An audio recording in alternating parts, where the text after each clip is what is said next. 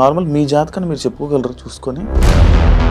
ఎవరైతే మీ దగ్గర చెప్పించుకున్నారో వారు సక్సెస్ అయ్యారని అని చెప్తున్నారు. సముద్రం లాంటిది. ఆ సముద్రంలో ఇసుక రేణువంతా కూడా నాకు తెలియదని అనుకుంటాను. అంటే మీకు కష్టాలు రావు అయితే జీవితంలో? కష్టాలు రాకుండా ఎందుకుంటే మీకు తెలుసు కదా ఏ కష్టం వస్తుందో ముందే మీరే సాల్వ్ చేసుకోవచ్చు కదా. ఇక్కడ నాకు భగవంతుడు నాకు ఒక రాసి ఇచ్చాడు. దేవుడే డైరెక్ట్గా పంపించారా, మీకు రాసి ఇచ్చారా?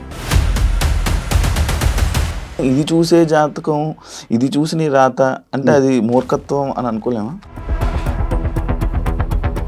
అంటే మన జీవితం అంతా ఈ చేతి రేఖల్లో ఉంటుంది అంటారా? 100% ఉంటుంది. ఎందుకు ఉంటుంది అనుకుంటారు? మరి చేతులు లేని వాళ్ళ పరిస్థితి, వాళ్ళకి జీవితం ఉండదా?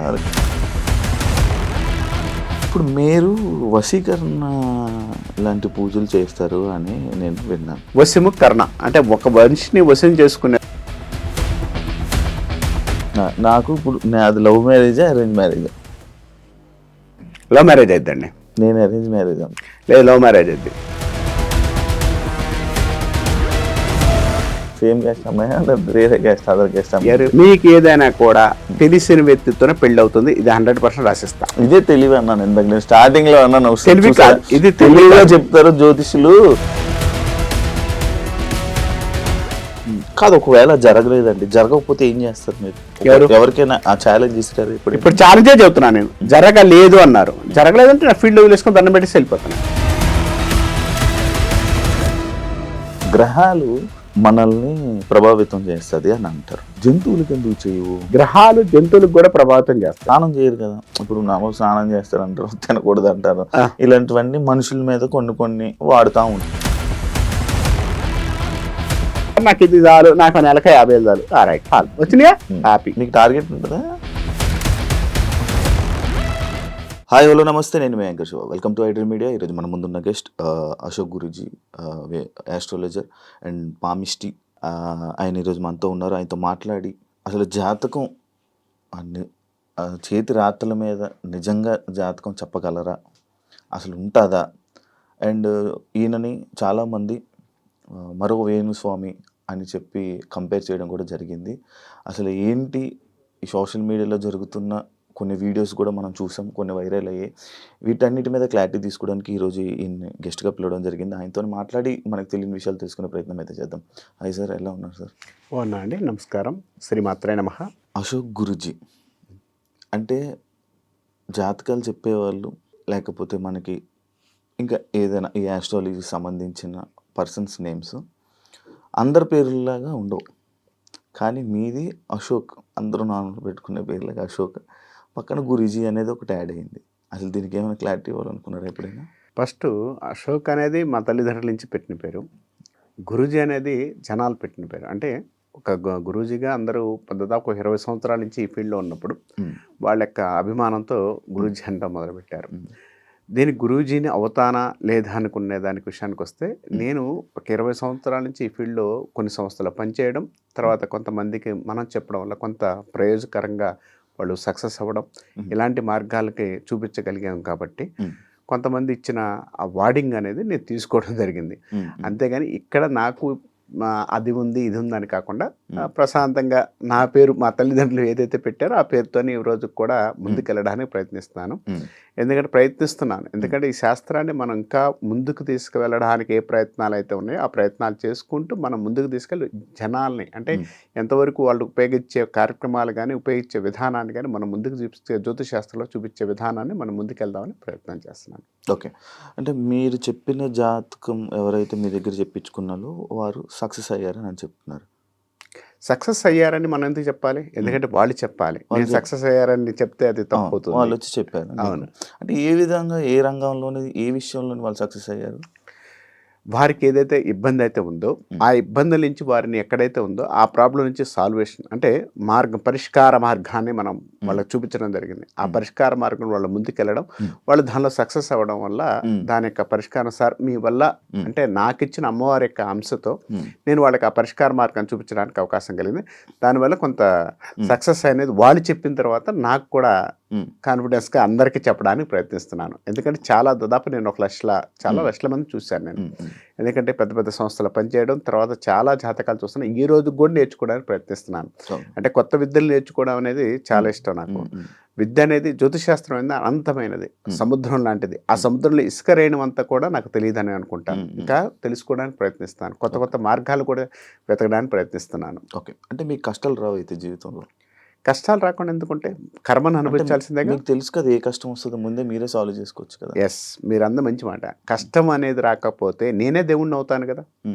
నేనే దేవుణ్ణి అవుతాక నేను దేవుణ్ణి కాదు. ఎక్కడ నాకు భగవంతుడు నాకు ఒక రాసి ఇచ్చాడు. ఏం రాసి ఇచ్చాడు?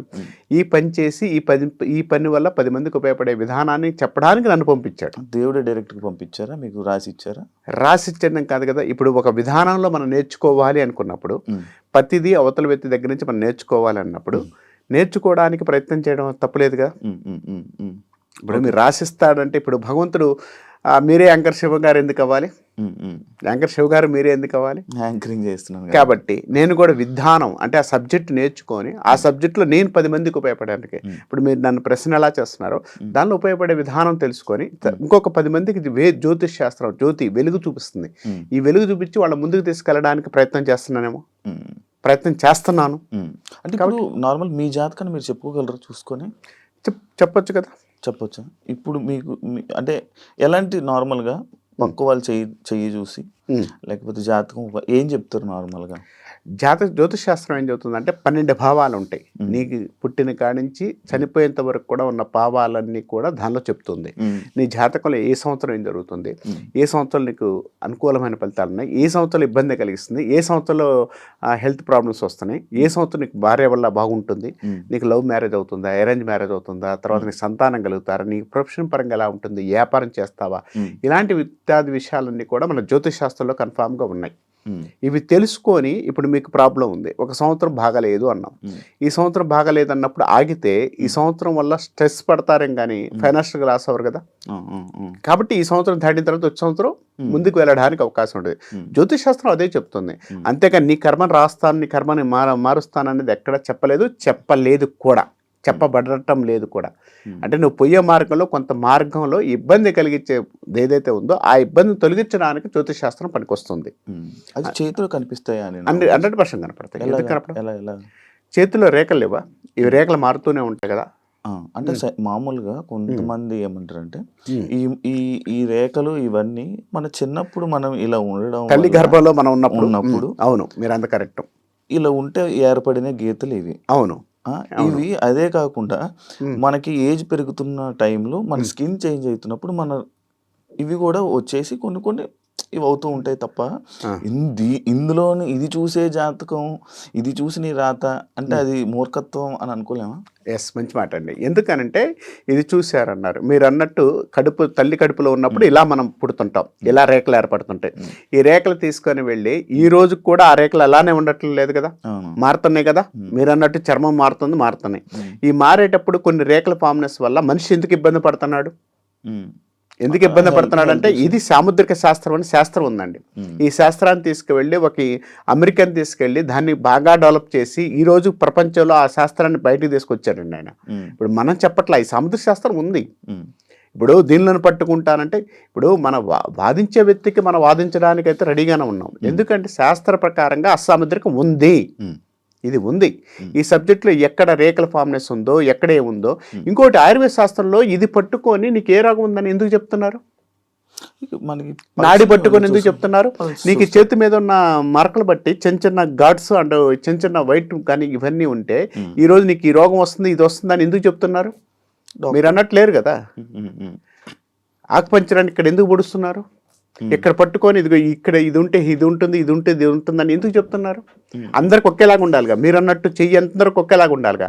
ఒకళ్ళు చెయ్యి హైట్ ఎక్కువ ఉంటుంది, ఒకళ్ళు తక్కువ ఉంటుంది, ఒకళ్ళకి ఫామ్నెస్ ఎక్కువగా ఉంటుంది, ఒకళ్ళు ఫామ్నెస్ తక్కువగా ఉంటుంది.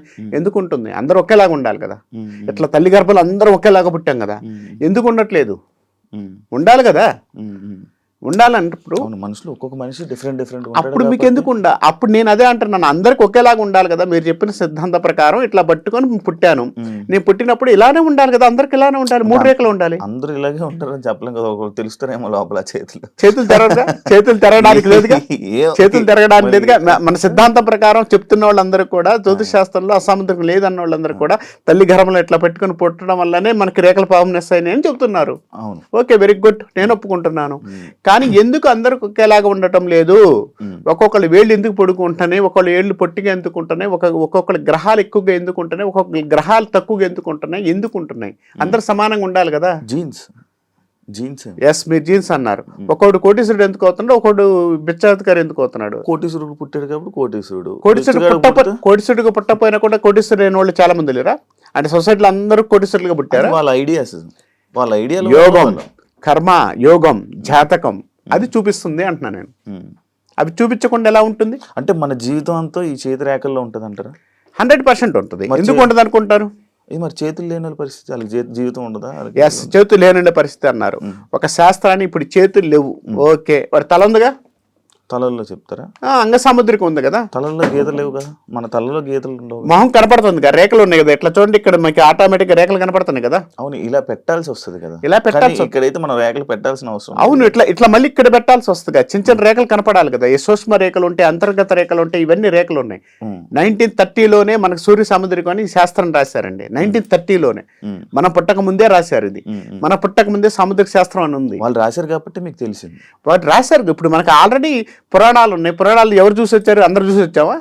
అది రాశారు కాబట్టి మీకు ఒక ఐడియా వస్తుంది. ఎందుకనంటే ఇప్పుడు మీరు మాట్లాడుతున్నారు, మీరే ఎందుకు మాట్లాడతారు, మిగిలిన యాంకర్స్ ఎందుకు మాట్లాడలేకపోతారు? మీరు మాట్లాడితేనే హ్యాపీనెస్ ఎందుకు అనిపిస్తుంది అంటే, క్వశ్చన్ అనేది ఎందుకు గుచ్చుకుంటుందంటే, జనాలు ఆ డౌట్లు అడుగుతున్నారు కాబట్టి, జనాలకు ఉన్న డౌట్స్ అడుగుతున్నారు, క్లారిటీ అడగడానికి ప్రయత్నిస్తున్నారు, సబ్జెక్ట్ మాట్లాడడానికి ప్రయత్నిస్తున్నారు. అది ఇంకొకళ్ళు ఎందుకు అడగట్లేదు అంటున్నా నేను. కొన్ని వందల మంది ఉన్నారు, అందరికి ఎందుకు రావట్లేదు, మీకు ఒక్కరికి ఎందుకు వస్తుందంటే ఎవరిష్టం వాళ్ళది. ఎవరిష్టం కాదు, యోగం. మీరు మాట్లాడుతున్న విధానం, మీరు చెప్తున్న విధానంలో మీ యోగం గట్టిగా ఉంది కాబట్టి మీరు నాతో మాట్లాడగలుగుతున్నారు. అదే లేనోళ్ళు నా ఎదురు కూర్చోబెట్టి ఇంకో యాంకర్ కూర్చోబెడితే 2 నిమిషాలు మాట్లాడేసి అది కాదమ్మా ఇదన్నా అనుకోండి ఆగుతారు కదా. మీరు క్వశ్చన్ చేస్తున్నారు, ఎందుకు ఆగట్లేదు? సబ్జెక్ట్ ఎలా ఉందో, ఇప్పుడు సబ్జెక్ట్ నాకు తెలుసు కాబట్టి నేను అంత గట్టిగా మాట్లాడుతున్నాను. సబ్జెక్ట్ నాకు తెలియలేదు అనుకోండి, మీరు అడిగిన క్వశ్చన్ అవునండి వెళ్ళాలి. అంటే లైక్ గట్టిగా మాట్లాడినంత మాత్రం సబ్జెక్ట్ ఉన్నది అని అనుకోవడం కూడా తప్పు కదా. గట్టిగా దాని మీద కరెక్ట్ గా మనకు సబ్జెక్ట్ అనేది క్లియర్ గా ఉన్నప్పుడు మనం మాట్లాడగలుగుతాం. లేనప్పుడు నేను భయపడుతూ కూర్చోవాలి కదా. అంటే ఇప్పుడు చాలా మంది క్రిమినల్స్ ఉన్నారు, దొంగతనం చేసామని నేను చేయలేదు అని చాలా గట్టిగా మాట్లాడతారు. అలాగే దొంగతనం చేయలేనట్టు కాదు కదా, మనోడు దొంగే కదా. ఎస్, మంచి మాట. దొంగతనం చేసినోడు దొంగని గట్టిగా మాట్లాడినంతసేపు, మాట్లాడడం కాదు, మాట్లాడినంతసేపు అయినా కూడా వాడిని పట్టుకోవడానికి పోలీసు వాళ్ళు చూస్తుంటారు కదా. పోలీసులు పట్టుకున్నారు, పట్టుకున్న తర్వాత వాడు దొంగని ఎట్లా నిర్ధారిస్తారంటారు? కళ్ళల్లో చూస్తుంటాం మనం. ఇప్పుడు నేను మీతో మాట్లాడుతున్నాను, మీ కళ్ళల్లో చూసి నేను మాట్లాడుతున్నాను. కళ్ళల్లో చూస్తున్నా అంటే నేను బెదిరిగా ఉన్నానా, కరెక్ట్గా చెబుతున్నానా, అబద్ధం చెబుతున్నానా, నా కళ్ళల్లో కనపడుతుంటుందిగా. కళ్ళలో కనపడుతుంటుంది కదా. నా మాటలు ఎక్కడన్నా మీకు స్పష్టంగా దొంగతనం చేసినోడు ఎంత గట్టిగా మాట్లాడినా ఇక్కడి నుంచి లోపల నుంచి భయం వస్తుంటుంది కదా, భయం కనుక్కుంటుంటారుగా. అందుకే పోలీసులు ఎక్కువగా వాడితో మాట్లాడేటప్పుడు కంపల్సరీగా వాడిని ఎంత గట్టిగా మాట్లాడినా సబ్జెక్టుగా లేకపోతే పట్టుకుంటారు కదా. ఇది కూడా అంతే. ఓకే, ఇప్పుడు మీరు తలరాతలు చూసి చెప్పగలను అంటున్నారు. నా దగ్గర ఏం కనపడుతుంది, ఏమైనా ఉన్నాయా, నాకేమైనా చెప్పగలరా మీరు? ఎందుకు చెప్పలేం, చెప్పండి. సరే, మీరు ఏ సంవత్సరాలు పుట్టారు నాకు ఒకసారి చెప్తారా? 96లో పుట్టారు. ఏ విషయం మాట్లాడుకుందాం మన ఇద్దరం? సరే, మీ హ్యాండ్లో ఏముందో నాకు తెలియదు, మీ ఫేస్ నేను చూస్తున్నాను, మీ ఫేస్ చూసి నేను మాట్లాడతాను. కొన్ని విషయాలు ఎందుకు మాట్లాడుతున్నానంటే అది సబ్జెక్టు కాబట్టి నిరూపణ చేయడానికి, అంటే నిరూపణ మీన్స్ నేను నిరూపణ చేయడానికి గొప్పవాడిని కాదు, బట్ ఆ సబ్జెక్ట్ మనం చెప్పుకోవడానికి, నమ్మకం కలిగించడానికి. ఇప్పుడు మీరు జరగబోయేది చెప్తున్నారా లేకపోతే ఆల్రెడీ జరిగిపోయిందే చదువుతాం. జరగబోయేది ఎందుకు? జరగబోయేది రేపు ఎప్పుడో జరుగుతుంది, అప్పుడు నేను ఉంటాను మీరు ఉంటారో అది వేరే విషయం. ఈ రోజు ఏం జరుగుతుంది, రేపు ఏం జరిగింది, ఎల్లుండి ఏం జరుగుతుందో జ్యోతిశాస్త్రం చెప్తుంది. మీకు ఏ విషయం గురించి కావాలి? ఉద్యోగపర విషయాలు. ఏ సంవత్సరం పుట్టాను మీరు? 96 నెలండి? మే 5th మంత్. 2025 మార్చి తర్వాత మీ ప్రొఫెషన్ పరంగా మారిందండి, కొంత చేంజెస్ వచ్చింది. 2025 నవంబర్ తర్వాత నుంచి గ్రోతింగ్, name and fame and financial కొంచెం గ్రోతింగ్ వచ్చింది. 26 మే తర్వాత నుంచి బాగుంది. 26 మే నుంచి బాగుంది. ఇప్పుడు ఈ మే అయిపోతే బాగుంటుంది. బాగుంది. ఈ మధ్యలో నాకు బాగోదు. ఆల్రెడీ బాగాలేదని కాదు, ఇప్పుడు ఫైనాన్షియల్గా మీరు అనుకున్న గ్రోతింగ్ 26 మే తర్వాత ఉందండి అంటాను. ఇప్పుడు బాగాలేదని నేను ఎక్కడ మాట్లాడలే. అదే అదే మీకు చేంజెస్ 25 మార్చి తర్వాత వస్తుంది, ఇది క్లియర్. ఓకే 25 మార్చి తర్వాత వస్తుంది మీకు. 25 అక్టోబర్ నవంబర్ తర్వాత నుంచి పేరు ప్రతిష్టలు కొంచెం నేమ్ అండ్ ఫేమ్, అంటే అంత ముందు లేవని నేను అంటలేదండి. అక్కడి నుంచి వచ్చే పేరు ప్రతిష్టలు కొంత బెటర్మెంట్, ఫైనాన్షియల్గా మీరు అనుకున్నంత స్థానం కానీ మీరు అనుకున్నంత డెవలప్మెంట్ కానీ 26 మే తర్వాత బాగుందండి అంటాను. ఒకవేళ అప్పుడు నాకు అవ్వకపోతే మాట్లాడదాం, ఇప్పుడు రికార్డెడ్ ఉంది కదా, అదే మాట్లాడదాం. ఓకే ప్లస్ ఇంకోటి కూడా మీరు అడిగారు కదా, ఇంకొక విషయాన్ని కూడా నేను చెప్తాను. 25 అక్టోబర్ నుంచి కొత్తగా ప్రొఫెషన్ కానీ ఏదన్నా సైడ్ ఏదన్నా చేద్దామని ఫీలింగ్ ఉన్నా 26 మే తర్వాత స్టార్ట్ అవుతుందండి. 26 మే తర్వాత స్టార్ట్ అవుతుంది. అవును, ఓకే చూస్తాం. అండ్ ఇంకొకటి మీరు తల రాతలను చూసి చెప్తాను. ఇప్పుడు ఫేస్ చూసే చెప్పాను నేను. కళ్ళు మూసుకుని చెప్పారు, కళ్ళు మూసుకుని ఆలోచించారు. మీది నా కళ్ళగల్లా కనపడాలి కదా, నా కళ్ళల్లో కనపడాలి కదా. అంటే నేను నార్మల్గా ఇదేని కాదు, బేసిక్గా జనరల్గా జరిగే సిచ్యువేషన్. ఒక ఆస్ట్రాలజర్ దగ్గరికి వెళ్ళి ఒక జాతకం చెప్పి ఆయన దగ్గరికి వెళ్ళి నా జాతకం కానీ నా చేయి కానీ చూపిస్తే ఒకటి చెప్తారు. అంటే ఇంకొక జాతకం చెప్పి ఆయన దగ్గరికి వెళ్తే ఆయన కొంచెం డిఫరెంట్గా చెప్తారు. అంటే ఏంటి, ఎందుకు డిఫరెన్స్ వస్తుంది అలాగా? ఆయన మంచి నేను ఇదే అంటారు, మీరు అదే అంటారు, ఇంకొకరు అదే అంటారు, కానీ ఒక్కొక్కరు ఒక్కొక్క డిఫరెంట్గా ఉంటుంది. అంటే మన రాత్రి ఒక్కొక్కరికి ఒక్కొక్కలా కనబడతాయా? ఎస్, మంచి మాట అండి. ఇప్పుడు నేను అడిగేది ఏంటంటే, ఇప్పుడు ఒక జాతకాన్ని తీసాం, ఒక జాతకాన్ని చెప్పేటప్పుడు నేను చూసే విధానం వేరుగా ఉంటుంది. ఇప్పుడు శివగారి జాతకం చూస్తున్నాను, శివగారి జాతకంలో ఎక్కడ ఏముంది అనేది క్లియర్గా తెలుసుకోవడానికి నాకు వచ్చిన అవగాహన, నాకు వచ్చిన సిచ్యువేషన్స్ వేరుగా ఉంటాయి. ఇప్పుడు మీ ఫేస్ చూస్తున్నాను, మీ ఫేస్ని ఎంతసేపు చూస్తాను? ఒక 20 మినిట్స్, ఒక 1 అవర్, 2 అవర్స్ బాగా మన ఇద్దరు ఎదురు కూర్చుంటే. ఈ 1 అవర్ నేను చూసే విధానం వేరుగా ఉంటుంది. నేను చూసే విధానంలో మీ ఆర్థిక విషయాన్ని ఇందాక చెప్పాను, దాదాపు 12 భావాలంటే ఒక్కొక్కళ్ళు ఒక్కొక్క భావంలో వెళ్తుంటారు. ఒక్కొక్కళ్ళు పెళ్లి గురించి బాగా చెప్తుంటారు, ఒక్కొక్కళ్ళు వచ్చేసి వైవాహిషంలో నీకు ఎంతమంది లవర్స్ వస్తారు, సమ్మెక్స్ ఇలాంటి కొంతమంది చెప్తుంటారు.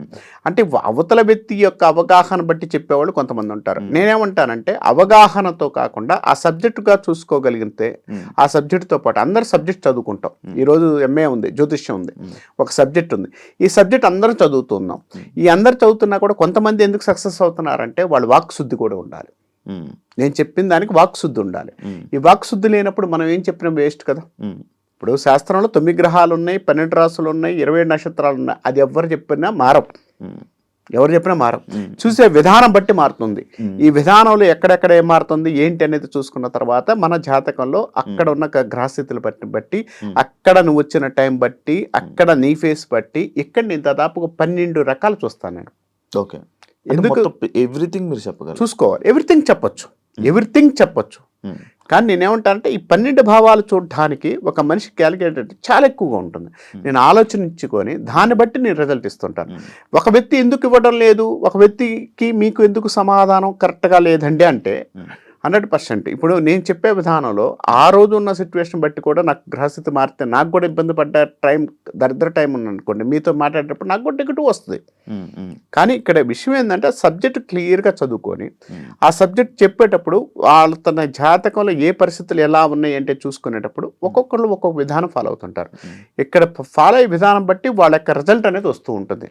ఇప్పుడు మీకు ఏది చెప్పినా కూడా లాస్ట్కి వచ్చేసరికి వాళ్ళు అంతిమంగా తీసుకొచ్చి చెప్పేది ఒకటే పాయింట్. అవును, అదే అంటే లైక్ కొందరు మాటలు వింటుంటే ఏదో బట్టి పట్టినట్టు ఉంటుంది అనమాట. అవును, ఎందుకంటే అంటే ఎవరి లైఫ్లో అయినా జరిగే సిచ్యువేషన్స్ అవే. అవును, వాటిల్నే చెప్పేస్తూ ఉంటారు. అవును, ఏదో గుడ్లో మేడ ఏదో అంటారు కదా, గుడ్ల మెల్ల, మీరు అంత కరెక్టే, అలా చెప్పేస్తూ ఉంటారు. అవును, అంటే నేను మ్యాథ్స్ అందరు నాకు తెలిసి అలాగే చెప్తారేమో అని నేను అనుకుంటున్నా. ఇంత స్పెషల్ పవర్స్ అంటూ ఏం లేవని నేను అనుకుంటున్నా. ఎస్, మంచి మాట అన్నారు. ఇదివరకు రోజుల్లో మనకి చాలా ఒక 1980s 80s ముందు మనకు జాతకాలు జ్యోతిషాలు ఉన్నాయా? 90s దాకా కూడా లేవు పెద్దగా. 90 సంవత్సరం దాకా కూడా 90 సంవత్సరం దాకా కూడా లేవు. 90 సంవత్సరాల దాకా జాతకాలు చెప్పలేదా? జాతకాలు రాయలేదా? రాజులు ఉన్నప్పుడు జాతకాలు రాయలేదా? ఉన్నాయి కదా. దానికి సంబంధించినంత వరకు కూడా ఒక జ్యోతిష్యుడు కానీ ఒక పంచాంగకర్త కానీ అక్కడ కూర్చున్నప్పుడు ఒక రాజు వచ్చి అతన్ని పోషించేవాళ్ళు, రాజ్యానికి సంబంధించినంత వరకు పోషించి అన్ని చేసేవాళ్ళు. ఇప్పుడు మనిషి ఎలా అయ్యాడంటే నీ దగ్గరకు నేను వస్తే నా అగ్గకి ఏమిస్తావు, నా దగ్గరకు నువ్వు వస్తే నీ దగ్గర ఏం తీసుకోగలుగుతాను ఆలోచన ఎప్పుడైతే మారిందో ఆటోమేటిక్ మనిషి యొక్క జీవితంలో అన్ని మారుతూ వెళ్తుంటాయి. ఇప్పుడు నేను మీ దగ్గర మీరు అన్నారు ఇందాక గట్టిగా చెప్తున్నారా ఇదే చెబుతున్నారా 4 పాయింట్లు 6 పాయింట్లు వచ్చేసి 6 పాయింట్లే చెబుతాం. దాదాపు 12 భావాలు ఉన్నాయి. 12 భావాల్లోనే కొత్తగా ఏం రావు.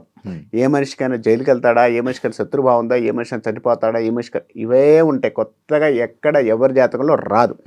కానీ జాతకంలో రాదు అనే దానికన్నా కూడా ఇక్కడ మనం చదివే విధానం అంటే ఇప్పుడు మీరు వచ్చిన తర్వాత అక్కడ కూర్చున్న తర్వాత జ్యోతిష్ శాస్త్ర ప్రకారం ఎక్కడ ఏముంది, ఆ భావాలకు ఉన్న సిచ్యువేషన్ ఏంటి, ఇవి చూసుకొని దాని సమాధానంగా మనం చెప్తూ వెళితే అవతల వ్యక్తికి ఉపయోగపడే గ్రహాలు అంటే ఇప్పుడు బాగలేదు, ఇప్పుడు నేను ఎలా ఉన్నానంటే బాగలేదు గంభీరాలు బతుకుతాను, ఏమండి మీకు బాగలేదు మీకు ఇబ్బంది పడతాను మీరు ఇబ్బంది పడతానంటే ఏడ ఇబ్బంది పడుతున్నారు అనేది మీరు చెప్పాలి. ఎందుకంటే మీ జాతకంలో కష్టం నష్టం అనేది మీకు తెలుసు, లాభం ఉందా లేదా అనేది నాకు తెలుసు. కష్ట నష్టాలు అనేది మీరు పడుతున్నప్పుడు ఆ కష్ట నష్టాలన్నీ నేను ఒక రకంగా చెప్తాను అంటే మీకు జరగబోయే దానిలో బాగా ఉందండి అని. ఇప్పుడు బాగలేదు కాబట్టి బాగలేదని చెప్తుంటాను. బాగలేదని చెప్పడానికి ఇష్టపడకుండా నీకు ఎలా అవుతుంది ఇలా అవుతుంది ఈ కార్యక్రమం చేసుకుంటూ అవుతుంది అని చెప్తుంటాం మనం. అంటే ఒక్కొక్క విధానం ఒక్కొక్కళ్ళు వెళ్తుంటారు. ఇది ఎక్కడ ఎవరు మారుస్తారా అంటే మార్చడానికి ఎవరికి తరం కాదు. ఈ పూజ చేసుకుంటే మారుద్దని చెప్పడానికి తరం కాదు, ఇది తప్పు. గురుగారు మీరు లైక్ మెడలోనే అవి రుద్రాక్షలు వేసుకున్నారు కదా? అవునండి. అంటే స్వామిలు అంటే వేసుకోవాలా, గురూజీలు అంటే? అది వేసుకోవడం కాదు. ఇప్పుడు నాకు రుద్రాక్షలు వేసుకోవడం చాలా ఇంట్రెస్ట్. రుద్రాక్ష వేసుకుంటేనే స్వామీజీ అనుకోవడానికి లేదు. నేను ఇదివరకు చాలా బొట్లు పెట్టేవాడిని, ఇప్పుడు బొట్టు కూడా పెట్టడం చిన్నది తగ్గిస్తాను. అంటే ఇది పెట్టుకుంటేనే జరుగుతుంది, ఈ పెట్టుకుంటేనే కరెక్ట్ అనే పద్ధతి ఉందా అంటే ఎందుకనంటే చందనం అనేది ఇక్కడ మనం పూసుకోవడం వల్ల శివుడికి సంబంధించినంత వరకు కూడా ఒక ఈబూదిని పూసుకోవడం వల్ల మన ఆయు ప్రమాణం పెరుగుతుందని చెప్పారు. అంత మాత్రం పూసుకుంటాను కాదు, నేను పూసుకుంటాను, పొద్దున పూట పెట్టుకుంటాను, హ్యాపీగా చేసుకుంటాను. రుద్రాక్ష అనేది శక్తివంతమైనది. ఇది ఎట్లా వస్తుందంటే మనకు చెట్టు నుండి నేచర్లో వచ్చింది. ఈ నేచర్లో వచ్చిన శక్తి కలిగింది కాబట్టి ఇది వేసుకోవడం వల్ల నాకు మనశ్శాంతి వస్తుంది. ప్లస్ ఇంకోటి ఏంటంటే జనాల దృష్టి, ఇప్పుడు మీరు నాతో మాట్లాడుతున్నారు, నా మొహం చూస్తున్నారు, రుద్రాక్షలు చూశారు అంటే రుద్రాక్షలు అనేది ఆకర్షించబడి కొన్ని దిష్టి దోషాలు కూడా తగ్గుతాయి ఉద్దేశంతో కూడా అనుకోవచ్చు. కానీ రుద్రాక్ష ఏంటంటే శక్తి ఇస్తుంది, మానసికమైన సంతృప్తిని ఇవ్వడానికి అవకాశం ఉంటుంది. నువ్వు ఎంత సంపాదించినా ఏం చేసినా ఏం చెయ్యాలనుకున్నా కూడా ఇక్కడికే వెళ్ళిపోతావు అని చూపిస్తుంటాం. అంటే మీకు సంతృప్తి లేదంటారా? సంతృప్తి ఉంది కాబట్టి రుద్రాక్ష తిరుగుతున్నా. అంటే అది అంటే మనకి సంతృప్తి కానీ లేకపోతే మనకి మనశ్శాంతి లేకపోవడం వల్ల అంటే మనశ్శాంతి ఇస్తుంది కదా రుద్రాక్ష. ఎస్. ఇప్పుడు మరి మనకి మనశ్శాంతి లేక రుద్రాక్ష వేసుకొని మనశ్శాంతి కోసం వేసుకున్నారు. ఎస్, మంచి మాట అండి. మనశ్శాంతి అని కాదు, ఇక్కడ మీరున్నారు, మీరు దగ్గరకు వచ్చారు, మాట్లాడుతున్నారు, మీ యొక్క ఎనర్జీ అంతా నేను తీసుకుంటున్నాను, negative energy or positive energy ఏది ఉన్నా కూడా నేను తీసుకుంటున్నాను.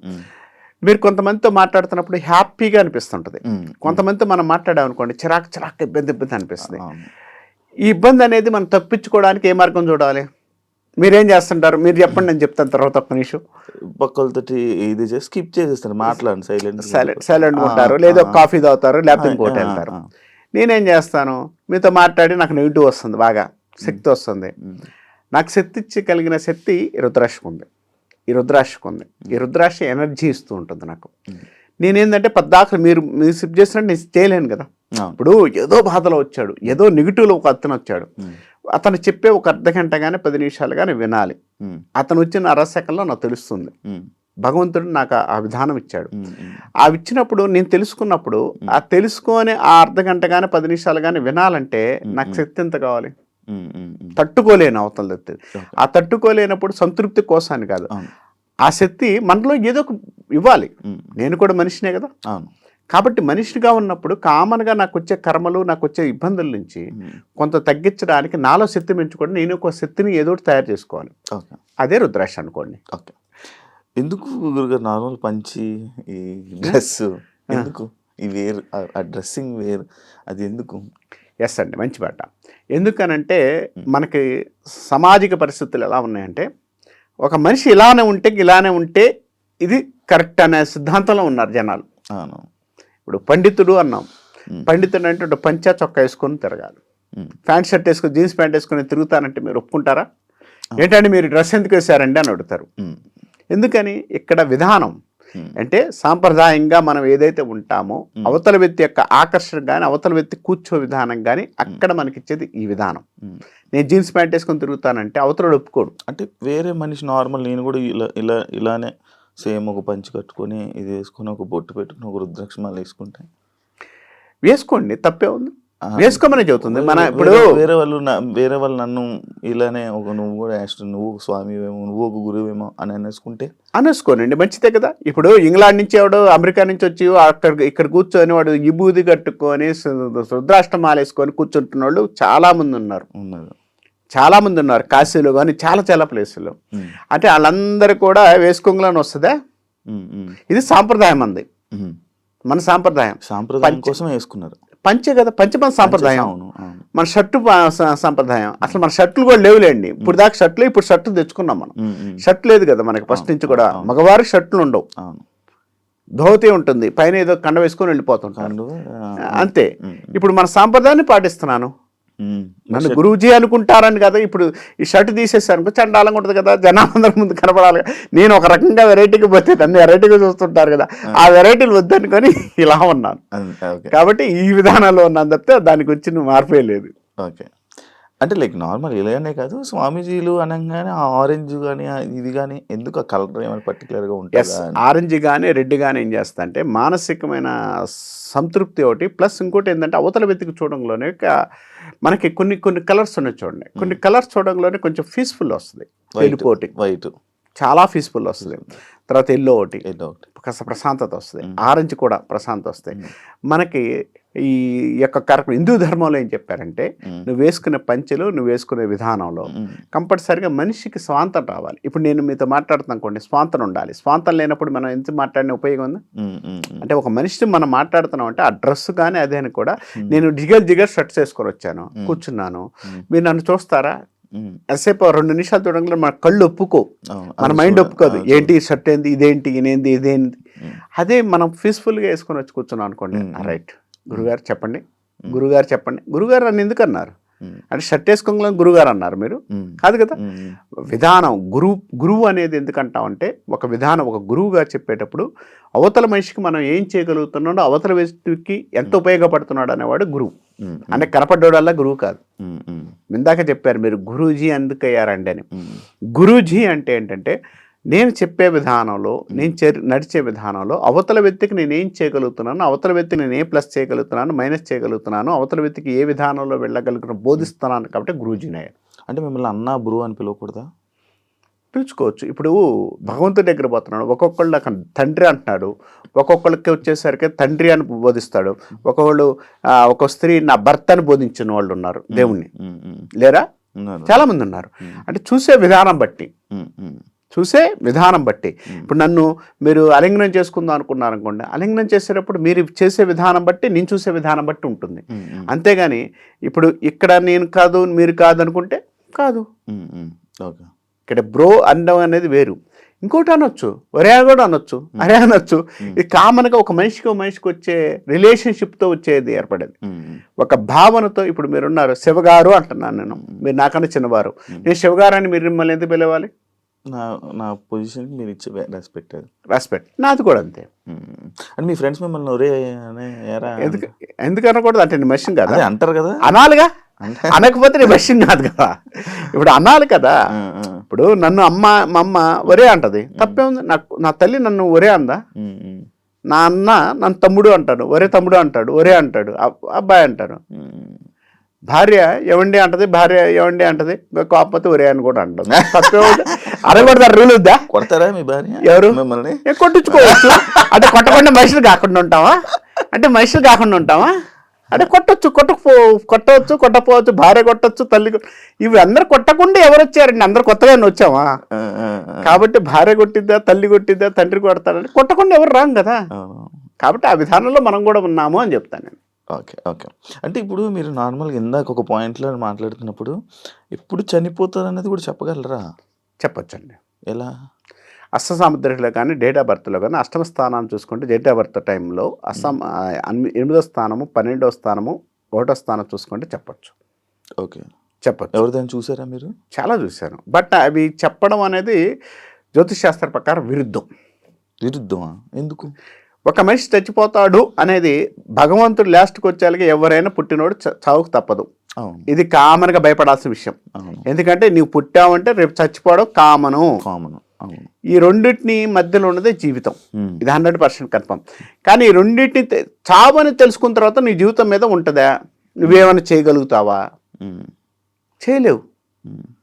నీకు అది అది అవసరం లేదు కదా. నీ ఆయు పరిణామం 100% చెప్పొచ్చు అంటే చెప్పొచ్చు, కానీ అది దానివల్ల నీకేం ఉపయోగం ఉంది అంటున్నాను నేను. ఓకే. ఓకే. నువ్వు సొసైటీ చేయాల్సిన పనులు, నువ్వు చేయాల్సిన కార్యక్రమాలు, భగవంతుడు నిన్ను ఎందుకైతే పంపించాడో ఆ కార్యక్రమాలు చేయకుండా అడ్డు పెట్టేది ఎక్కడా కూడా జ్యోతిష్ శాస్త్రం చెప్పరాదు, చెప్పకూడదు కూడా. ఓకే. అయినా జ్యోతిష్యం 50% రైట్ అంటారు కదా. 50 కాదండి, 75% రైట్ ఉంటుంది. అదేంటి 50 లేదండి, 75% రైట్. శాస్త్రాన్ని ప్రతిదీ అవగాహన చేసుకొని మాట్లాడగలిగినోడు ఎవడైతే ఉన్నారో అది 100% కూడా రైట్ ఉందండి. బట్ మనలో మనకు తప్పు. ఇప్పుడు నేను చూసే విధానం తప్పు ఉండొచ్చు, తర్వాత మీరు ఇచ్చిన టైం తప్పు ఉండొచ్చు, మీరు ఇచ్చిన టైం తప్పు ఉండొచ్చు, అలా మారుతుంటాయండి. అది ఏదో ఒక కథ కూడా నేను అప్పుడు వినేవాడిని, లైక్ పేపర్లు, జ్యోతిష్యం పేపర్లు కొన్ని పోయాయని. అవును, అవి అది చాలా ఉంది. ఇప్పుడు నలందాలో చాలా పోయినాయి. తర్వాత మనకు శాస్త్రం అనేది చాలా పర్ఫెక్ట్గా ఉందండి. శాస్త్రం పర్ఫెక్ట్గా ఉంది. ఇప్పుడు నా కోసం, మీకోసం, ఇంకోటి కోసం కాదు. ఈ శాస్త్రాన్ని మనం బతికించడి, శాస్త్రాన్ని ముందుకు తీసుకువెళితే 10 మందికి ఉపయోగపడతారు. నేను నా ఒక్కడి కోసం ఇవాళ నేను కూర్చొని మీతో మాట్లాడుతున్నాను అంటే శాస్త్రం ఉంది. ఈ శాస్త్రాన్ని మనం అవగాహన చేసుకోవడం కదా, కరెక్ట్గా చేసుకుంటూ వెళ్ళి 10 మందికి ఉపయోగపడండి. ఓకే. ఇప్పుడు నా కోసం నేను తినడానికో, నేను బతకడానికో, లేకపోతే ఇంకోళ్ళు 10 మంది బతికించడానికో, 10 మంది నేను ఒక కారులో తిరగడానికో కాదు. ఈ శాస్త్రాన్ని మనం కాస్త బతికిస్తే 10 మందికి ఉపయోగపడుతుంది. 10 మందికి ఉన్న టైంలో ఎందుకంటానంటే ఇక్కడ మీకు చిన్న ఎగ్జాంపుల్ చెప్తాను. జ్యోతిష్ శాస్త్రాన్ని ఈరోజు ఎందుకు కావాలంటే మనకు పురాణాల్లో కానీ తర్వాత ఇప్పుడు ఉన్న సొసైటీలో కుటుంబ వ్యవస్థ ఉండేది ఇదివరకు. మనకి దాదాపు మన ఇంట్లో 10 మంది ఉండేవాళ్ళు. వాడికి ఏ ప్రాబ్లం వచ్చినా, భార్యాభర్తల మధ్య ప్రాబ్లమ్స్ వచ్చినా, వాడి ఇంట్లో హెల్త్ ప్రాబ్లమ్స్ వచ్చినా, తర్వాత ఏ విధమైన ఆర్థిక సమస్యలు వచ్చినా కూడా ఇంట్లో 10 మందిని కూర్చొని వాడికి అరే ఏం కాదురా మేము ఉన్నారా అది అని చెప్పాడు. ఇప్పుడు ఎంతమంది ఉన్నారండి? 10 మంది ఫ్యామిలీలు, ఒక భార్యాభర్త ఉంటున్నారు. వీళ్ళిద్దరు ఎప్పుడు కొట్టుకుంటారో తెలియదు, ఎప్పుడు ఉంటారో తెలియదు, ఎప్పుడు యూగోలు వస్తాయో తెలియదు, ఎప్పుడు ప్రాబ్లమ్స్ వస్తాయో తెలియదు, ఎప్పుడు ఏ విధానం వస్తుందో తెలియదు. ఈ విధానం వచ్చినప్పుడు ఎవరు కాపాడాలి వీళ్ళని? ఇంకోటి చెప్పుకుంటే ఈ సొసైటీలో వీళ్ళు బతకనిస్తున్నారా? ఇంకోటి చెప్పుకుంటే బతకనిస్తారా?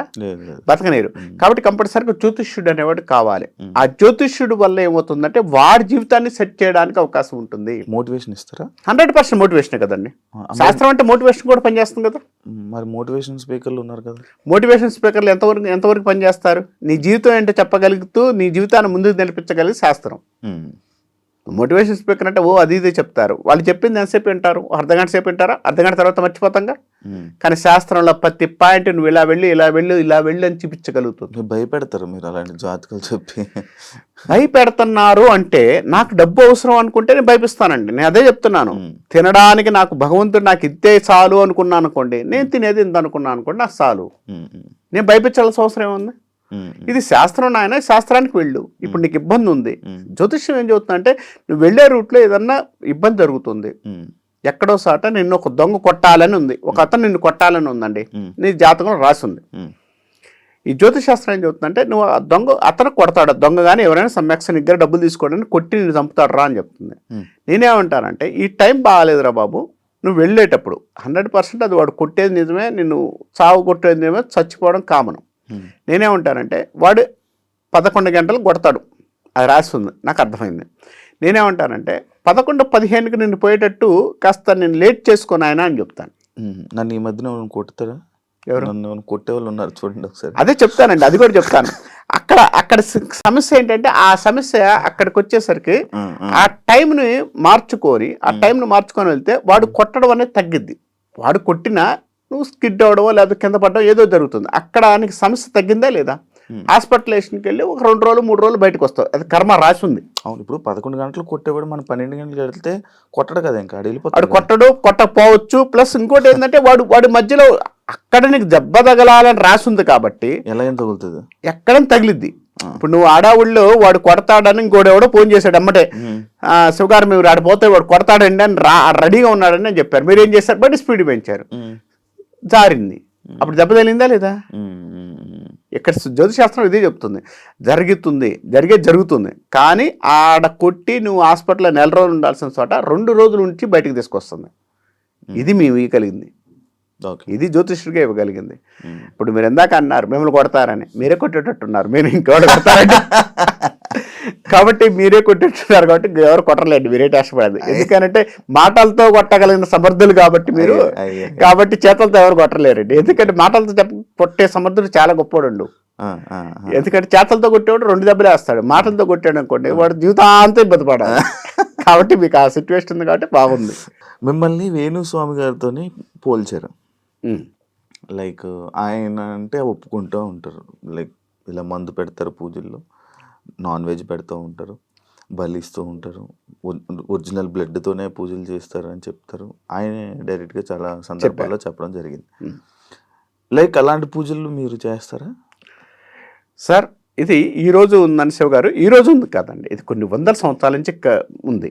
ఇది ఉత్తర భారతదేశంలో హెవీగా ఉంది. ఇప్పుడు మనకు సౌత్లో తీసుకొచ్చారు.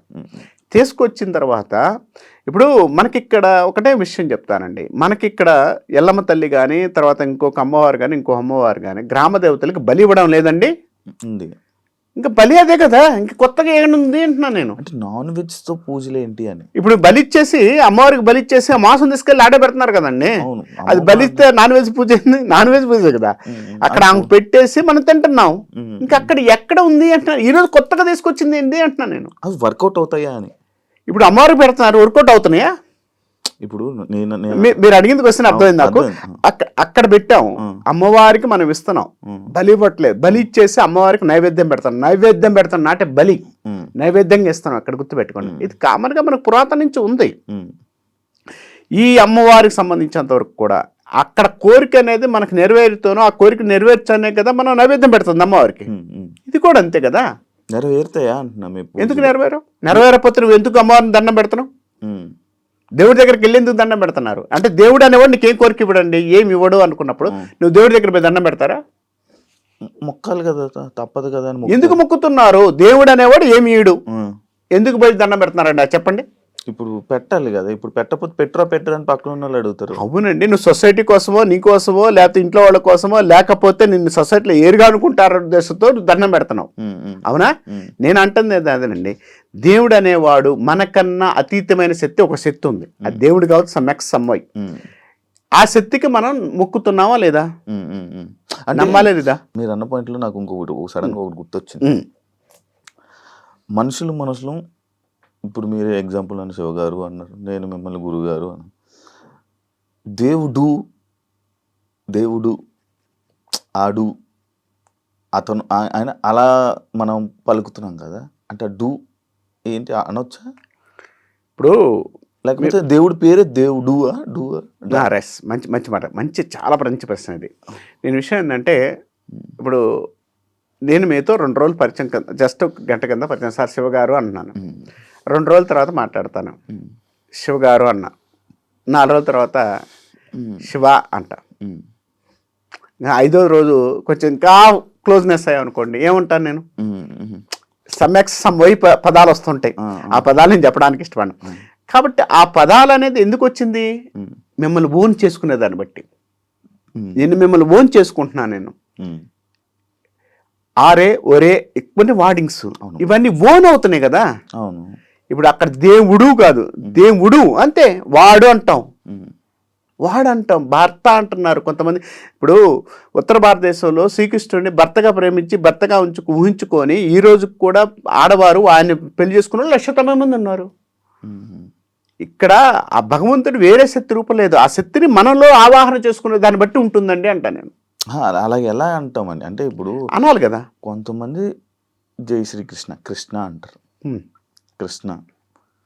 కొంతమంది కృష్ణుడు, ఒరే కృష్ణుడు అనేవాళ్ళు కూడా ఉన్నారు.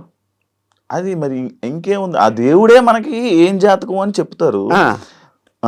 ఆ దేవుడే మనకు చెప్తారు, మీ జాతకాలు ఏంటి, ఈ జాతకాలు ఇలా చెప్పండి అని చెప్పి మీకు దేవుళ్ళే మీకు చెప్తుంటారు. అలాంటి దేవుడికి రెస్పెక్ట్ ఇవ్వకుండా డూడా ఇలాంటి పదాలు వాడుతుంటుంటే దేవుడు కోపం రాదా? దేవుడి కోపం వస్తే, ఇప్పుడు ఇదే చెప్తున్నాను, మిమ్మల్ని ఓన్ చేసుకునే పద్ధతి బట్టే నాకు ఉంటుంది అంటున్నాను. నేను ఓన్ చేసుకుంటున్నా, మనం మాట్లాడుతున్నాం కాబట్టి మనకి మాట్లాడుతున్నాం. నేను ఆమెతో మాట్లాడతా కదా, నేను ఆమెతో దగ్గర కూర్చుంటా కదా, దేవుడి దగ్గర పోయి కూర్చుంటావు. దేవుడు మీతో మాట్లాడతారా? నాతో మాట్లాడతాడు కదా సార్, ఎవరితో మాట్లాడతాడు. ఇప్పుడు మీరు కూడా పోయి కూర్చోండి, 2 గంటలు 3 గంటలు కూర్చోండి, డైలీ కూర్చొని నువ్వు తప్పే నాకు దిక్కు లేదయ్యా అని కూర్చొని డైలీ కూర్చొని మాట్లాడండి. దేవుడు మాట్లాడతాడు, 100% మాట్లాడతాడు. నీలో నీకు మార్పు చేస్తూ నీలో నీతో మాట్లాడతాడు ఆయన. అదే కదా స్వరూపం. అది మన ఊహ. ఆ ఊహలోంచే కదా ఇప్పుడు మాటలు మీ దగ్గర నుంచి నోట్లోంచి వస్తున్నాయి. మీరు ఏడ నుంచి వచ్చినాయి మాటలు చెప్పండి నాకు లోపల నుంచి. ఎక్కడి నుంచి ఎట్లా వచ్చినాయి? ఇక్కడ ఆలోచించబట్టి, ఇక్కడ ఆలోచన ఎలా వచ్చింది? మీ మెదడులో రసాయనాలు మారిపోయి ఎక్కడికక్కడ క్వశ్చన్ పేపర్ వచ్చేసిందా? వచ్చిందా? ఎక్కడ రాలేదు. అంటే మీలో ఉన్న మార్పు బట్టి, మీలో ఆలోచన విధానం బట్టి. ఆ ఆలోచన ఎవరిస్తున్నారు? దేవుడు, భగవంతుడి స్వరూపమే కదా. మీరు అన్నట్టు నేను దేవుడు అంటున్నాను, మీరు కాదండి నా మైండ్ ఆలోచిస్తా అన్నారు. మీ మైండ్ కూడా ఆలోచించడానికి కారణం భగవంతు స్వరూపమే కదా. స్వరూపం లేనిది మనం ఎవడేం చేయలేం కదా. కానీ మనల్ని నడిపించే అతీతమైన శక్తి ఒక శక్తి ఉంది. ఆ శక్తి నడిపిస్తుంది అనుకోండి, దాని దేవుడు అని పేరు పెట్టుకోండి, ఒరే అని పెట్టుకోండి, అరే అని పెట్టుకోండి, నీ ఇష్టం అది. ఇప్పుడు మీరు వశీకరణ లాంటి పూజలు చేస్తారు అని నేను విన్నాను. చేస్తారా? ఎస్, మంచి ప్రశ్న అండి. వశీకరణ, వశము కరణ అంటే ఒక మనిషిని వశం చేసుకునేదని వశీకరణ అంటాం. అసలు విధానం చెప్తాను నేను. వశీకరణ అనేది అసలు ఉందా లేదా దాని విషయం చెప్తానండి నేను. ఎందుకంటే దీని మీద చాలా వ్యాపారం నడుస్తుంది, చాలా మాయలు నడుస్తున్నాయి. వశీకరణ అనేది సబ్జెక్ట్ అనేది ఉంది. ఎందుకు ఉంది అంటే ఆ సబ్జెక్ట్లో వశీకరణ అనేది ఒక బేజాస్త్రాలతో కూడుకున్న మంత్రాన్ని మనము ప్రయోగించటం వల్ల ఆ వ్యక్తి మనకు వశీకరణ అవుతుంటాడు అని చెప్పచ్చు. ఈ వశీకరణ అనేది కూడా అందరి కనపడ్డోడు కల్లా చేసేది కాదు. అది భార్యాభర్తలకో కొన్ని మంచి కార్యక్రమాలకో చేసుకోగలిగితేనే మంచి పద్ధతి అని చెప్తాను నేను. ఇది వశీకరణ అనేది.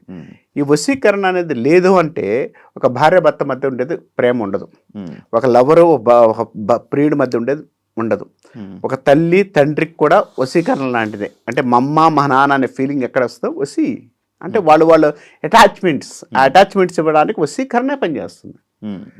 కాబట్టి ఈ విధానం ఉంది.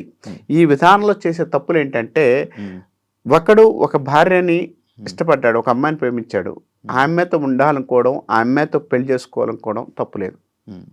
పక్కనింటి వాళ్ళని గెలకడం, పక్కనింటి వాళ్ళు చూడడం అనేది తప్పు. అవును, ఆ విధానం వద్దు అంటారు. ఇది వశీకరణ అనేది ఆ సబ్జెక్టు ఉంది. ఆ సబ్జెక్టు కూడా ఎందుకు మాట్లాడుతున్నానంటే దాన్ని చేసుకొని బాగుపడ్డవాళ్ళు చాలామంది ఉన్నారు. దాన్ని చేసుకోండి, సాధన చేసుకోండి, అది మీరంతటి మీరు చేసుకోండి అంట నేను. ఎవడేం చేయడు. నేను పూజ చేస్తాను, నేను పూజ చేస్తే వస్తుంది, ఇదంతా అబద్ధం.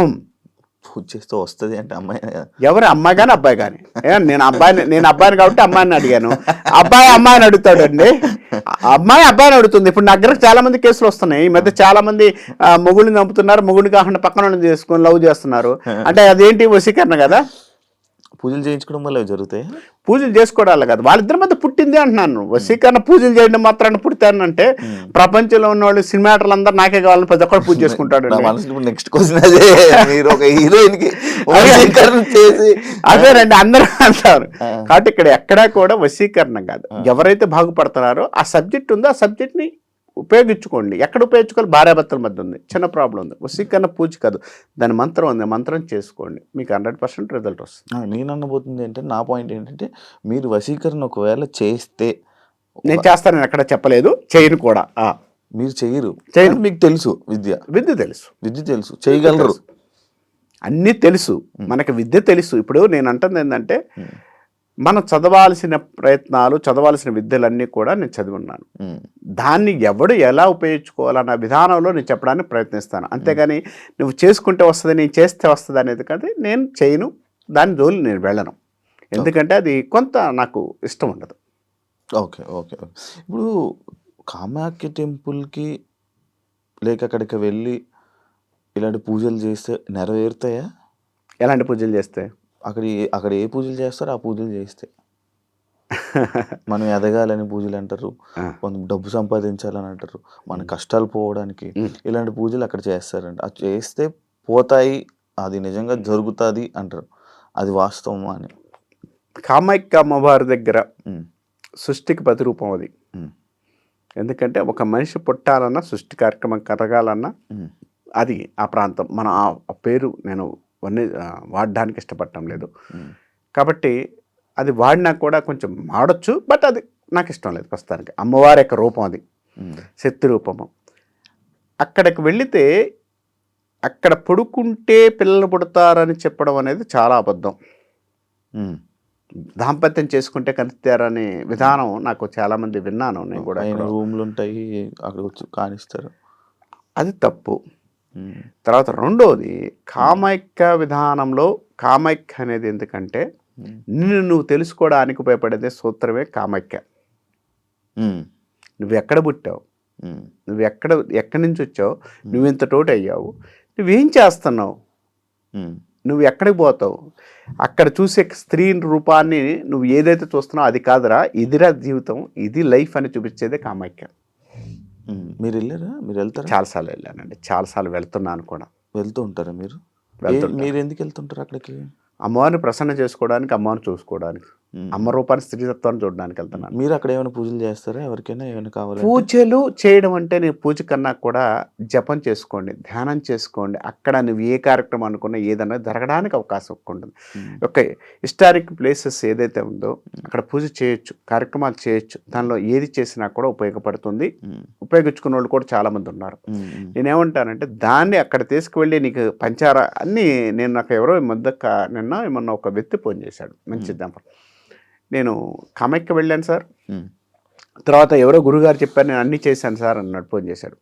నేను దానికి ఒకటే సమాధానం చెప్పాను, నువ్వు అన్నీ చేశారు, నీ టైం బాగాలేదు, నీ టైం బాగాలేనప్పుడు నువ్వు అన్నీ చేసావు, ఇంకో 50,000 లక్ష రూపాయలు అప్పయింది, ఇన్ని చేసినా నీకు ఉపయోగం ఉందా?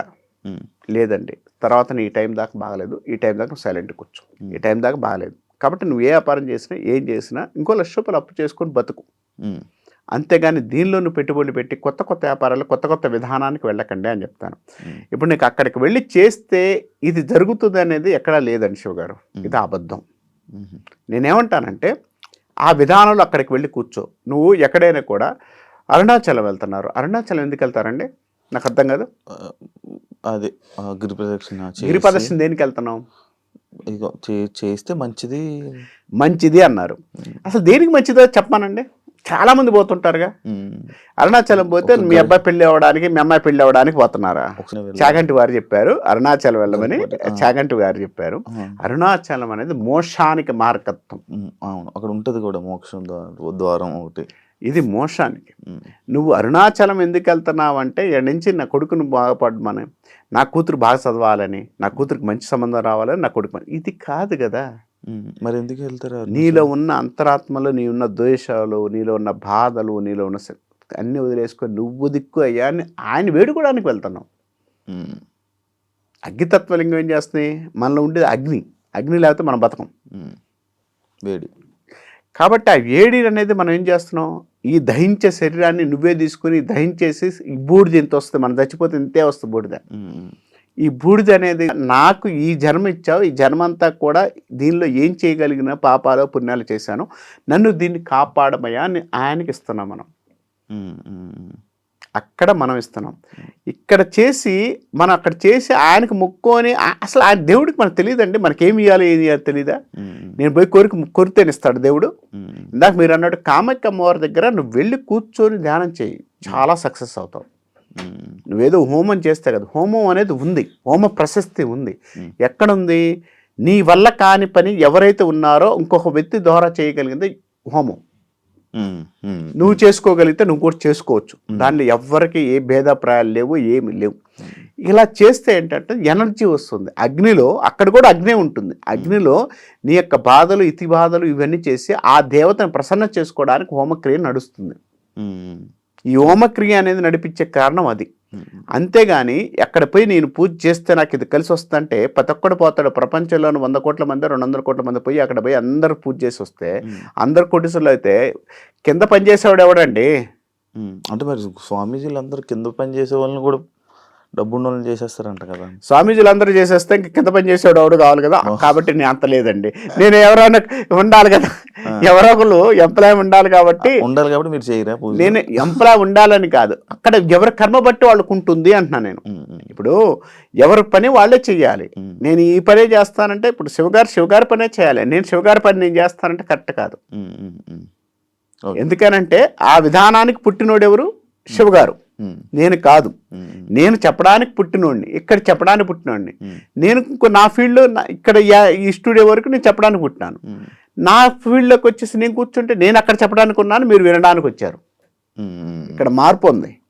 ఇలానే నేను అక్కడికి వెళ్ళిన తర్వాత అది నీ కర్మ బట్టి దాని యొక్క ప్రతిఫలం వస్తుంది. నీ కర్మ సిద్ధాంతాన్ని నమ్మండి. ప్లస్ ఇంకోటి ఏంటంటే ఈ పూజలు హోమాలు ఉన్నాయి లేవని నేను అట్లా, కానీ ఈ విధానాల్లో లక్ష్య పెడితే నువ్వు పూజ చేస్తే నీకు 10 లక్షలు వస్తాయి, ఇది తప్పు. ఇవి వేస్తే దీనిలో వేస్తే జరుగుతుంది, తప్పు. ఎందుకంటే ఇవి ఇప్పుడు కాదండి, దాదాపు కొన్ని వేల సంవత్సరాల నుంచి ఉంది. ఇవాళ కొత్తగా మొన్న పుట్టించింది కాదండి. అవును, వింటూనే ఉంటాము. తంత్రశాస్త్రం ఈరోజు పుట్టింది కాదు, కామాఖ్య ఈరోజు పుట్టింది కాదు. 18 పీఠాల్లో అదొక పీఠము. ఇక్కడ దగ్గరలో భ్రమరాంబిక అమ్మవారు ఉంది, ఆమె కూడా ఉంది కదండి. తర్వాత అలంపూర్ ఉంది, పూర్ణహైతిక దేవి ఉంది ఇక్కడ మన పిఠాపురంలో. ఇవన్నీ అడిగిపోయిన దశారాములో అమ్మవారు ఉంది. ఏం చేద్దాం ఇవన్నీ అంటే ఇవన్నీ లేదా? కామాఖ్య ఒక్కటే ఉందా? కామాఖ్య ఒక్కటే అని పోతే మనకు అన్నీ వస్తాయా? అంటే అమ్మవారి భాగాలు కదా ఇవన్నీ కాదా? అంటే మరి ఇప్పుడు ఇక్కడ మన ఊర్లో కూడా వెంకటేశ్వర స్వామి టెంపుల్ ఉంటుంది, కానీ తిరుపతి ఎందుకు వెళ్తాం? అదే అంటున్నాను. ఇప్పుడు ప్రశస్తి ప్లేస్ అని ఉంటుందండి. ఇప్పుడు మీరు అన్నట్టు ఎక్కడైనా కెమెరామ్యాన్ పెట్టుకొని కెమెరా ఒక అతను సినిమా తీయచ్చండి. అతను తీసిన దానికి మంచి కెమెరా తెలివితేటలు ఉండి మంచి ఐడియాలజీ ఉండి ఉన్న వ్యక్తికి సినిమా తీయడానికి తేడా ఉందా లేదా? ఉంది. నేను చెప్తున్నా ఇది ఇక్కడ కూడా తేడా అదే. ఇప్పుడు ఇక్కడ ఉన్న వెంకటేశ్వర స్వామి దగ్గరికి వెళ్తాం, ఇది ప్రతిష్ట. ఇక్కడ ప్రతిష్ట, అక్కడ స్వయంభూ. మరి అదే కామాఖ్య టెంపుల్ దగ్గర అక్కడికి వెళ్తే అది ఎనర్జెటిక్. నేను అదే అంటున్నాను, ఇప్పుడు కూడా ఎనర్జెటిక్ ప్లేస్ అండి అంటున్నాను నేను. కానీ అదొక్కటే పుట్టింది అనేది తప్పు అండి అంట నేను. ఇప్పుడు 18 అష్టదశపీఠాల్లో అదొక పీఠం అండి అంటున్నాను నేను. అదొక్కటే పట్టుకొని దానికి వెళితే ఇందాక మీరు అన్నారు చూడండి, అక్కడికి వెళ్తే కోరికలు నెరవేరుతాయి అంటే, అన్నీ అవుతాయి అంటే, హోమం చేస్తే అంటే, అది అవుతుంది అంట. అది అనేది అంత కరెక్ట్ కాదండి అంటాను. వెళ్ళండి, చేసుకోండి, పూజ చేయండి, దండం పెట్టుకోండి, ధ్యానం చేయండి, అక్కడ జపం చేసుకోండి, నీకు ప్రశస్తిగా పనిచేస్తుంది. అంతేగాని దానిలో చేసుకుంటే నీకు ఈ కోరిక నెరవేరుద్ది అనేది అబద్ధం అంట నేను. నేను దాన్ని నమ్మను, నేను చెప్పను. మీరు దేవుణ్ణి వేడుకుంటారా? వేడుకోవాల్సిందేగా, ఆమె తప్పితే నాకు లేదుగా. ఓన్లీ అమ్మవారిని నమ్ముతారా మీరు? అమ్మవారా ఇవ్వరు ఇద్దరు, ఆమె స్వరూపం ఆమె కదా, ఆమె తప్పితే నేనేం లేదు, అమ్మ అనుకుంటాను. ఒక్కొక్క దేవుళ్ళు, చాలా మంది దేవుళ్ళు ఉన్నారు కదా, ఎందుకు అమ్మవారే అని? ఇందాక మనం అన్నట్టు స్త్రీ రూపము, స్త్రీ శక్తి రూపం ముందు మగవారు పనికిరారు. ఇప్పుడు లేడీ గట్టి కొడితే మనం బతుకుతావా? మీకు మీకే తెలిసి మీరే చెప్పాలి, నాకు అంత ఇది లేదు, అంత ఎక్స్పీరియన్స్ లేదు. ఎందుకు ఉంటుందండి శివ గారు? ఎందుకంటే పెళ్లి కాకపోతే ఎవరు ఉండరా? మాకు లేరండి, ఎవరు సింగిల్స్ అండి. సింగిల్స్ డబుల్స్ అవడానికి 2 గంటలు పట్టిందండి, పెద్ద తేడా ఉండదు. ప్లస్ సింగిల్ గా ఉన్నవాడికి ఇంకా ఎక్కువ మంది ఆఫర్లు ఉంటాయి. ఎందుకంటే ఇవాళ మీరు బయటకు వెళ్ళారనుకోండి, 10 మంది మీకు ఎంబడి పడవచ్చు, తప్పే ఉంది. అంత పడే అంత అందం లేదు, అందం అంత లేదు. ఇప్పుడు మీరు ఆ మాట అంటే, నల్లగా ఉన్నోడికి ఎవరు పడకూడదు, లావు ఉన్నోడికి ఎవరు పడకూడదు, తర్వాత మీరు అన్నాడు పొట్టోడికి ఎవరు పడకూడదు. అంటే వీళ్ళందరూ పెళ్ళిళ్ళు కావట్లేదా? అది శాస్త్రం. పెళ్ళిళ్ళు కావట్లేదా? నడిపిస్తున్నారు అలా. కాబట్టి ఇక్కడ పెళ్ళిళ్ళు కాపాడడానికి, లవర్స్ రావడానికి సంబంధం లేదండి. మనకున్న ఆకర్షణ బట్టి మీకు ఆమె కర్మ పోయింది, కర్మ అంటే 100% మీతో తిరుగుతుంది. వద్దంటారా? ఆ అమ్మాయికి అబ్బాయికి కర్మ ఉంటేనే కలుస్తారు. అంతే కదా, ఎందుకు కలుస్తారు? ఆమె ఆవిడ ఉంటుంది, మీరు ఆడ ఉంటారు, మీ ఇద్దరు ఎందుకు కలుస్తున్నారు? అంటే కర్మ అంటే నేను బ్యాడ్ అనుకుంటున్నా కాదండి, కర్మ అనేది ఉండాలి. ఇప్పుడు నేను మీరు కలుద్దాం అనుకున్నప్పుడు ఆ టైం అనేది మా ఇద్దరికి కర్మ అనేది ఏ రోజు ఉంటే ఆ రోజు వచ్చి కలుస్తాం, రోజు వచ్చి కలవలేము మిమ్మల్ని. ఈ విధానంలో అంతే ఉంటుంది. కాబట్టి ఇక్కడ అమ్మాయి కానీ అబ్బాయి కానీ ఆడ ప్రేమించే విధానంలో ఉంటుంది. అందరికి ప్రేమిస్తారని కాదు, అందరు ప్రేమించబడరని కాదు. మీరు ఎప్పుడైనా ప్రేమించారా? ఎవరండి మీరు? అంటే నీ మనిషి కదా అది ప్రేమించబడాలి, ప్రేమించాలి. ప్రేమించకపోతే ఎట్లా? గర్ల్ ఫ్రెండ్ ఎలా? గర్ల్ ఫ్రెండ్స్ కాదండి, అమ్మని ప్రేమించవచ్చు కదా. అమ్మ అనుకుంటాను, అమ్మని ప్రేమించుకుంటాను, తప్పేంటి? ఇది సేఫ్ ఆన్సర్ అండి. ఇది సేఫ్ ఆన్సర్ కాదు, నిజాలు మాట్లాడుతున్నా. ఇప్పుడు నేను ప్రేమించానండి, నేను కాదండి అట్లా. నేను అమ్మవారిని ప్రేమిస్తున్నాను. నేను అన్నది, నేను లలితా పరమేశ్వర అమ్మవారిని ప్రేమిస్తున్నానండి. అమ్మవారు నాకు బాలాత్రిపుర సుందరిని ప్రేమిస్తున్నాను. అమ్మవారు నాకు అమ్మ. ప్రేమిస్తున్నా అంటే ప్రేమలో ఏరే అర్థం లేదు అక్కడ. ప్రేమ అనేది అమ్మ ప్రేమతత్వం. ఆ తత్వాన్ని ఇస్తున్నప్పుడు ఆమెను ప్రేమించుకుంటున్నాను నేను. బాగానే మార్చేశారు సార్ మీరు. మార్చడం కాదు నిజాలు మాట్లాడుతున్నా. ఇప్పుడు మార్చడం కాదు నిజాలు మాట్లాడుతున్నా. ఇప్పుడు మీరున్నారండి, మీ ఫ్రెండ్ ఒక అమ్మాయి ఉంది, ఎగ్జాంపుల్ మాట్లాడదాం. ఆ అమ్మాయితో మీరు మాట్లాడుతున్నారు, నేను వచ్చి చూసి శివగారు మంచిగా అమ్మాయి బాగా అన్నారు అనుకోండి, ఆ ఫ్రెండ్ అంటారా మీరు ప్రేమించానంటారా? ఫ్రెండ్ అంటాను. ఫ్రెండ్ అంటారు కదా. ఫ్రెండ్కి ప్రేమించిన అమ్మాయి తేడా ఏంటి? నాకు ఆ సమానం వస్తే నేను చెప్తా. ఐ లవ్ యూ అంటే ప్రేమించుకుంటున్నామని, ఇప్పుడు ఆ అమ్మాయి అంటే ఫ్రెండ్స్ అని. ఫ్రెండ్కి కూడా ఐ లవ్ యూ చెప్పొచ్చుగా. ఏవే నువ్వు నాకు ఆ విషయంలో ఐ లవ్ యూనే, నువ్వు చాలా బాగా చేసావు, లవ్గా బాగా చేసావే అంట. చెప్పలేదు నేను ఎప్పుడు. చెప్తారండి. ఎందుకనంటే లవ్ అనే పదం ఎక్కడ ఏ విధంగా వాడితే ఆ విధంగా ఉంటుంది. అంతే. ప్రేమ అనేది ఆ తత్వంలో ఏ తత్వంలో వాడితే ఆ తత్వంలో ఉంటుంది. మీకు ప్రేమ పాటలు బాగానే తెలుసు గురుగారు. నేర్చుకోవాలి కదా. ఇప్పుడు శివగారిని ప్రేమిస్తున్నానండి, నిజంగా చెబుతున్నా, శివగారిని ప్రేమిస్తున్నాను అనుకోండి, శివగారిని ప్రేమించేందుకు మాత్రం అది తప్పు అర్థమా? శివగారి ప్రేమ తత్వంలో, ఆయన విధానంలో, ఆయన మాట్లాడే విధానంలో ఆ తత్వాన్ని మనం చూసుకునే దాన్ని బట్టి ఉంటుంది. కనపడ్డ వాళ్ళ ప్రేమించాలంటే తేడా పడతారు. కాబట్టి తత్వాన్ని తీసుకుంటున్నాం మనం ఇక్కడ. ప్రేమ తత్వం అది. అంతేగాని కనపడ్డ వాళ్ళలో ప్రేమించలేం, కనపడ్డ వాళ్ళలో ఇష్టపడలేం. మీరు బాగా ప్రేమ తత్వంలో మీరుండగా నేను మాట్లాడడం కూడా కరెక్ట్ కాదు రెడ్డి. మీరు చెప్పాలి, ఏదో కనబడతారు రెడ్డి, ప్రశాంతంగా చెప్పాలి కదా. ఏమైనా ఇప్పుడు ఏమైనా ఉందా నాకు, ఏమైనా రీసెంట్గా ఏమైనా పెళ్లి ఏమైనా ఉన్నాయా? పెళ్లి అలాంటివి ఏమైనా? పెళ్లి అన్ని ఎందుకు ఉండవండి, బ్రహ్మాండంగా ఉంటాయి. ఏ పెళ్లి చేసుకుందాం అనుకుంటున్నారు? గాంధర్వ వివాహమా? ఏదో ఏ వివాహం చెప్తే నేను కూడా అది దానికి రెడీగా ఉండి వస్తానండి. మీరు పెళ్లి చేసుకున్న రోజు నేను కన్ఫామ్గా వచ్చేస్తాను. మామూలు నార్మల్ పెళ్లి అందరూ చేసుకునే అలాంటి ఏమోనండి. ఇప్పుడు మీరు గాంధర్వ వివాహాలు చేసుకోవచ్చు, ఎక్కడ సట ఉంగరం పెట్టేసి చేసుకోవచ్చు, తప్పే ఉంది. అలాంటిది ఉందా? అదే నాకు అదే. ఏమోనండి, ఏమున్నాయో మీరు చేసిన వాళ్ళు మీకు తెలుసు కానీ మీరు ఒప్పుకోరుగా దగ్గర. మీరు చెప్పండి, నేను చెప్పేస్తాను అది రైట్ రాంగ్. ఎవరు? నేను. ఏ విషయంలో అడుగుతున్నారు మీరు? అది చెప్తే నేను చెప్తాను. నాకు ఇప్పుడు అది లవ్ మ్యారేజా అరేంజ్ మ్యారేజా? లవ్ మ్యారేజ్ అయిద్దండి. నేను అరేంజ్ మ్యారేజ్. లేదు, లవ్ మ్యారేజ్ అయింది. లేదు, అదే అరేంజ్ మ్యారేజ్. లవ్ మ్యారేజే. అరేంజ్ మ్యారేజ్ చూడండి, మీరు ఏదైనా లవ్ మ్యారేజే చేసుకుంటారు. అది కూడా మీరు ట్రావెల్ అయ్యి కానీ చేసుకోరు, తెలిసిన అమ్మాయితోనే చేసుకుంటారు. ఎక్కడ తెలియకపోతే అసలు చేసుకోరు. మీకున్న ప్లస్ పాయింట్ ఏం తెలుసా? ఒక బట్టన్ కానీ ఏదైనా కూడా 20 సార్లు చూసి దాన్ని గోకి చేసుకుంటారు. అలాంటి వ్యక్తి ఉన్నప్పుడు కమ్మండి. ఇప్పుడు మీరు సేమ్ క్యాస్ట్ అమ్మాయిని చేసుకుంటున్నా? సేమ్ క్యాస్ట్ ఇప్పుడే కదండి అరేంజ్ మ్యారేజ్.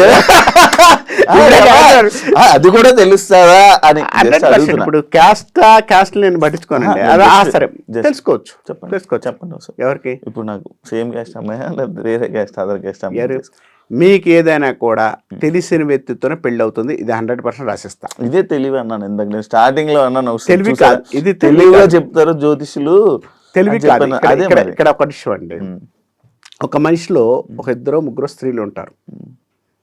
అందరిని ప్రేమించాలి లేదు. ఇప్పుడు మనం ఉన్నామండి, చిన్నప్పుడు ఒకరిని ఇష్టపడ్డాం మీన్స్ అక్కడ పోయి మనం చెప్పలేదు, అది మనకు లవ్ ఫెయిల్యూర్ వస్తుంది. అలానే జాతక ప్రకారంగా ఎక్కడ ఏముంది, ఏ స్థానంలో ఉన్న దాన్ని బట్టి చూసుకొని చేయాలి. మీ జాతకంలో మీ క్యాస్ట్ అమ్మాయి వస్తుందా, ఇంకో క్యాస్ట్ అమ్మాయి వస్తుందా అని అడిగారు మీరు. కానీ ఏదైనా పెద్దలు ఒప్పించి చేసుకునే తత్వాన్ని కలిగి ఉంటారు. అది మీకు ప్లస్ పాయింట్. తత్వాన్ని కలిగి ఉంటారు. అదర్ క్యాస్ట్స్ కన్నా కూడా, అదర్ కులం కన్నా కూడా మతం వేరు. మతాలకు మాత్రం వెళ్ళరు.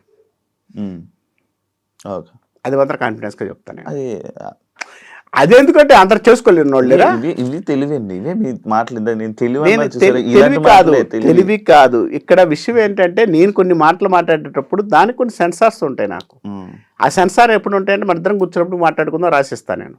ఓకే, కెమెరా అని చెప్పి కెమెరా కొన్ని మాట్లాడేటప్పుడు కొన్ని మనం విధానం ఎలా ఉంటుందంటే, ఆ విధానంలో తప్పుగా ఉండకూడదు. ఎందుకు తప్పు ఏంటి? రైట్. ఇప్పుడు ఏం కావాలి? ఇప్పుడు మీరు అడిగారు క్వశ్చన్, డైరెక్ట్ గా మాట్లాడితే సార్ చెప్పండి. ఇప్పుడు చెప్పండి, డైరెక్ట్ గా మాట్లాడతాను నేను కూడా. చెప్పండి. అదే అడిగాను కదా ఇందాక క్వశ్చన్. ఏమని? నేను సేమ్ కులం అమ్మాయిని పెళ్లి చేసుకుంటున్నానా? 100% చేసుకుంటున్నారు. సేమ్ కులం. మరి సేమ్ కులం ఉన్నప్పుడు అది అరేంజ్ మ్యారేజ్ అవుతుంది కానీ లవ్ మ్యారేజ్ ఎలాగ అవుతుంది? తెలిసిన అమ్మాయితో ట్రావెల్ అవుతున్నప్పుడు సేమ్ కులం అని చూడరు కదండి. ట్రావెల్ అయ్యి చేసుకుంటున్నారు, అప్పుడు ఏమవుతుంది? ఇది తెలివి ఆన్సరే కదా. తెలివైన ఆన్సర్ అయితే ఇప్పుడు మీ ఫాదర్ కి మదర్ కి చూసి నేను కూడా చెప్తాను. రైట్. ఇప్పుడు మీరు మంచి మాట్లాడారు. ఇప్పుడు అక్కడ ఉన్నాడు ఆ అబ్బాయి కెమెరామెన్, మనడు లవ్ చేస్తున్నాడు ఒక అమ్మాయిని, కెమెరామెన్. వాడు ఇప్పుడు ఆ అమ్మాయిని పెళ్లి చేసుకోడు, ఇంకో ఇంట్లో చెప్పిన అమ్మాయినే పెళ్లి చేసుకుంటాడు. అవునా? అది వాస్తవమా కాదా? అది నాకు తెలీదు, నేను గెస్ట్ చేశా. సరే, అడగండి ఇప్పుడు. ఇప్పుడు నేను ఆయన చూడలేదు కాబట్టి నేను మాట్లాడతాను, కానీ ఇప్పుడు అతను చూద్దాం. ఇప్పుడు మీది మాట్లాడిన తర్వాత నేను అది మాట్లాడతాను, ఎందుకంటే ఇక్కడ సమానం మీరు తెలివి అన్నారు కాబట్టి ఆ తెలివిది క్లియర్ చేస్తాను.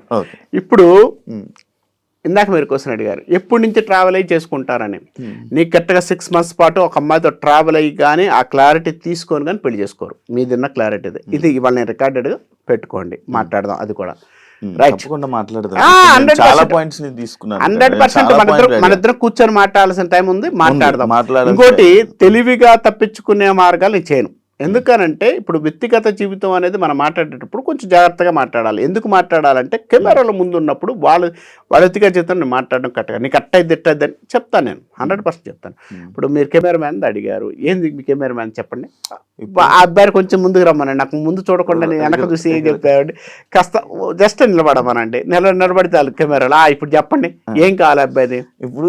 ఇప్పుడు మనోడు ఒక అమ్మాయిని లవ్ చేస్తున్నాడు, ఒక అమ్మాయిని లవ్ చేస్తున్నాడు, అది మీరు డిసైడ్ అయ్యారా ఆ అబ్బాయి డిసైడ్ అయ్యారా? అది క్లారిటీ ఇవ్వండి. నేను గెస్ చేశారు. ఇప్పుడు మనోడు ఒక అమ్మాయిని ఇది చేస్తున్నాడు, లవ్ చేస్తున్నాడు, అమ్మాయిని మ్యారేజ్ చేసుకోడు, కానీ మ్యారేజ్ చేసుకుంటా అంటాడు. ఎవరు? మనోడు జాతకం అలాగ ఉంది, నేను చూసిన ఫేస్ బట్టి అర్థమవుతుంది నాకు. రైట్. అయితే మనోడు అరేంజ్ మ్యారేజ్ చేసుకుంటాడని నేను అంటా. ఎవరు? మనోడు. ఎంతమంది చేసుకుంటాడు ముందు క్లారిటీ కూడా ఇవ్వండి, నాకు అర్థం కావాలిగా. అవునండి, ఎంతమంది చేస్తున్నాడు తెలుసుకుంటే ఎప్పుడు. ఒక అమ్మాయిని లవ్ చేస్తాడు, ఆల్రెడీ ఒక అమ్మాయిని వెళ్ళిపోయింది, ఇంకొక అమ్మాయి రన్నింగ్ లో ఉంది. ఏ అమ్మాయిని?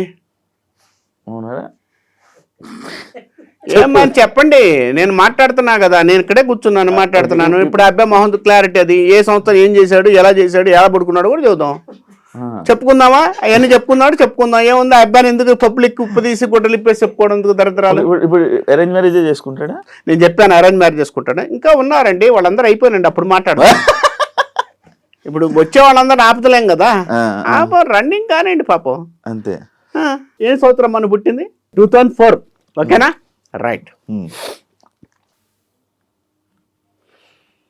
22-24లో ఇన్కమ్ స్టార్ట్ చేసావా? అది తెలివైన. వెళ్దాం. మీరు తెలివైంది అన్నారుగా, మాట్లాడి. నేను అబ్బాయిని మాట్లాడిన తర్వాత నేను మాట్లాడతాను, మళ్ళీ మీరు మాట్లాడడానికి క్వశ్చన్ ఉంటుంది, క్వశ్చన్కి ఆన్సర్ చెప్తాను.